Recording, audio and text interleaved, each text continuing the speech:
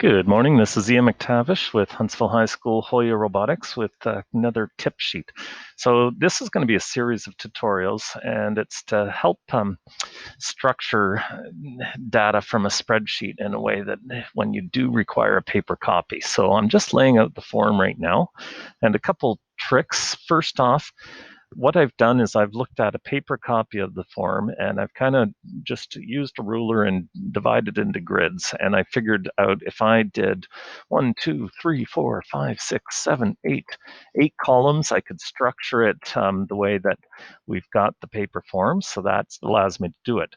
First thing is there was a header at the top. So I just selected 8 columns, and under the format, I did merge cells to merge those columns into one cell.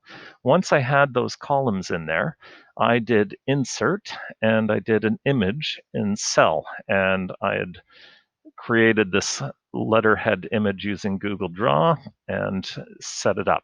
Now you'll notice it obviously resizes to the cell. So the first thing that I had done was change the height of this particular cell.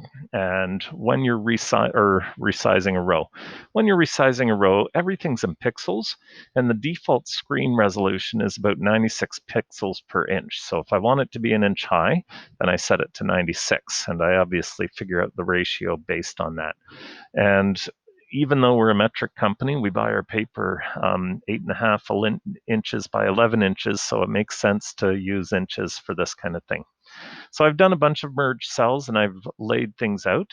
One of the things when we're printing this, we require the date.